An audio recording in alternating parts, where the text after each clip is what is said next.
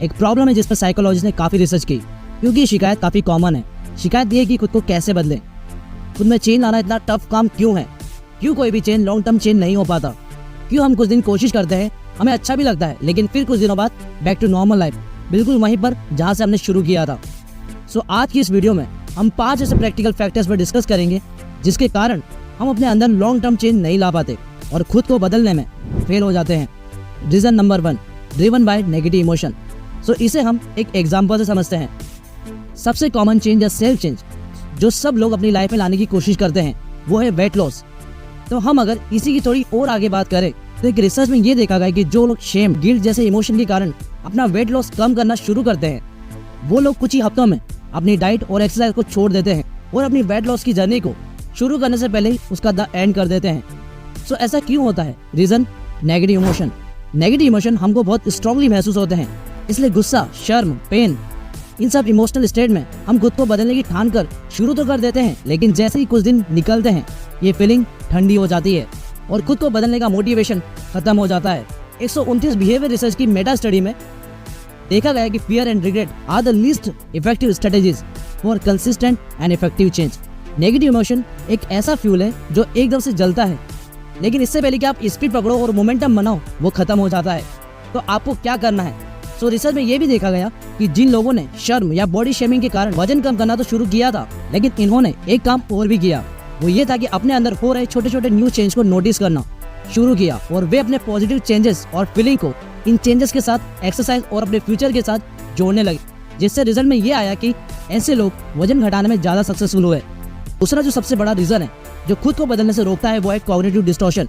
Cognitive distortion का मतलब है कि जब भी हम गलत या लिमिटेड फैक्ट्स या इन्फॉर्मेशन पर रॉन्ग एजम्पशन बनाते हैं, गलत सोच बना लेते हैं, तब इनको कॉग्निटिव डिस्टॉर्शन कहते हैं। हम जब भी खुद में बदलाव लाने की कोशिश करते हैं तो हम 2 तरह की रॉन्ग और अनरियलिस्टिक थिंकिंग बना लेते हैं जो हमें आगे नहीं बढ़ने देती और हमें पैरालाइज्ड कर देती है आगे बढ़ने से। वो ये है कि मैं आज की आज ही खुद को पूरा बदलूंगा, या तो मैं बदलूंगा या मैं फेल हो जाऊंगा। इसे साइकोलॉजी में ऑल और नथिंग थिंकिंग कहते हैं।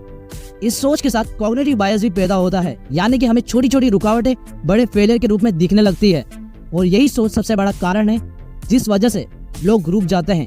यानी जिस दिन आप अपना बेस्ट नहीं दे पाते या आपके द्वारा बनाया गया प्लान पूरा नहीं कर पाते या किसी दिन काम नहीं हो पाता, ब्रेक लग जाता है या हफ्ते भर बाद आपके हिसाब से रिजल्ट नहीं दिखने लगते, तो आपको लगता है कि आप फेल हो गए और आप कोशिश करना बंद कर देते हो। बट इन रियलिटी ऐसा नहीं होता। कोई भी फेलियर एब्सोल्यूट नहीं होता। आप कभी भी 100% फेल नहीं होते।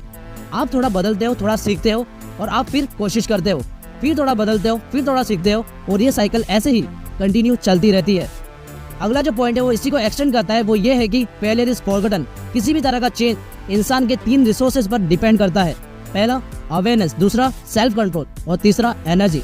साइकोलॉजिस्ट कहते हैं कि हम लोगों को बचपन से सेल्फ अटेंशन और सेल्फ कंट्रोल का पूरी तरह से इस्तेमाल करना नहीं आता, इसलिए बिहेवियरल चेंज हार्ड है। इसलिए सब लोग गलती करके और फेल होकर ही सीखते हैं, लेकिन जब हम शुरू करते हैं तो हम इस बात को पूरी तरह नजरअंदाज कर देते हैं कि failure is given, it is the most essential part of the process. Self change के दौरान छोटे बड़े फेलियर बहुत काम के होते हैं, वो बहुत मायने रखते हैं, आपको अनुभव देते हैं, एक्सपर्टीज देते हैं कि अगली बार आपको अपनी एनर्जी कहाँ लगानी है, कहाँ आपको सावधान रहना है और किस हैबिट के ट्रिगर से बचना है। नेक्स्ट फैक्टर जो हमें रोकता है वो ये है कि हम अधूरे इंटेंशन बनाते हैं। एग्जाम्पल से समझे तो आप अक्सर लोगों को ये कहता पाओगे कि मैं कल से पढ़ना शुरू करूंगा या मैं कल से एक्सरसाइज करना शुरू करूंगा, बट ये सब अधूरे इंटेंशन हैं। रूल कुछ और ही कहता है। रूल कहता है कि हर इंटेंशन में टाइम, प्लेस, प्रोसेस यानी उसको करने का तरीका और अलार्म या ट्रिगर, ये चारों तो होना ही चाहिए। यानी कि मैं कल से नहीं पढ़ूंगा बल्कि हर दिन पूरे कंसंट्रेशन से टाइमर लगाकर सुबह 7:30 बजे से लाइब्रेरी में बैठकर या मेरी स्टडी टेबल पर बैठकर 1-1 घंटे के 3 सेशन पूरे करूंगा। उसके बाद ही लंच करूंगा या अपना कुछ और काम करूंगा। मैं कल से एक्सरसाइज शुरू करने की बजाय मैं हर इवनिंग पार्क में 6 बजे 1 किलोमीटर रनिंग करूंगा या एक्सरसाइज या योगा करूंगा, क्योंकि रिसर्च में देखा गया कि जब हम इस तरह से लिख कर रियलिस्टिक और स्पेसिफिक इंटेंशन सेटिंग करते हैं, जब हम अपने इंटेंशंस में टाइम और प्लेस भी जोड़ते हैं, तो हमारे एक्शन पूरे करने की पॉसिबिलिटीज 66% तक बढ़ जाती है। आपको बस करना यह है कि हर दिन आपको इंटेंशन सेट करना है। अगर एक दिन किसी कारण से रूटीन पूरा नहीं होता है तो उसी दिन अगले दिन का इंटेंशन सेट करना है, जैसे कि आपके एक दिन का ब्रेक 2 दिन में ना चला जाए। नेक्स्ट रीजन है नॉन कमिटमेंट। कमिटमेंट के दो पार्ट्स हैं। पहला, अंडरस्टैंडिंग 100% योर रिस्पॉन्सिबिलिटी। ये समझना कि आप अपनी खुशी के लिए, आपके साथ जो हो रहा है उसके लिए, अपनी सफलता असफलता के लिए, अपने कॉन्फिडेंस के लिए, विल पावर और एटीट्यूड के लिए आप खुद ही जिम्मेदार हो। आप जो भी करते हो वह आपकी 100% आपकी जिम्मेदारी है। ना तो आप सोसाइटी को ब्लेम कर सकते हो, ना अपने पेरेंट्स को, और ना ही आप अपनी परिस्थितियों को, और ना ही आप अपने कंपटीशन को, क्योंकि आपको समझना होगा कि आपकी जंग आपके खुद से ही है। कमिटमेंट का दूसरा पार्ट है कन्विक्शन। आपको हर हालत में खुद से वादा करना होगा कि ना तो मैं परेशान होऊंगा, ना मैं दुखी होऊंगा, ना कभी खुद पर डाउट करूंगा। जितनी भी रुकावटें आएंगी मैं उनसे सीखता जाऊंगा और उनको पार करता जाऊंगा, और एक गलती को बार बार करने की गलती कभी नहीं करूंगा। मैं हर हालात में बदलाव लाकर रहूंगा। ये जिद्दीपन, ये कन्विक्शन हर बदलाव के पीछे होना चाहिए। सो इस पूरे वीडियो को समराइज करें तो पहली जो रुकावट है वो है driven by negative emotion. Negative emotion से आप बदलाव तो शुरू कर सकते हो, लेकिन लॉन्ग टर्म चेंज नहीं ला सकते। सो अगर आपने अपने चेंज की शुरुआत नेगेटिव इमोशन से भी की है तो आपको चिंता करने की जरूरत नहीं है। आपको बस ये करना है कि हर दिन अपने नए छोटे छोटे चेंज को नोट करना शुरू करना है, और हर रात आपको 2 सवालों का जवाब लिखना है कि आज मेरे साथ क्या अच्छा हुआ और कल क्या मैं बेहतर कर सकता हूँ।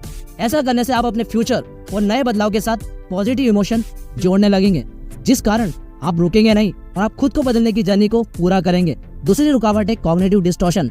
मैं आज की आज पूरा बदलूंगा, या मैं बदलूंगा या मैं फेल हो जाऊंगा।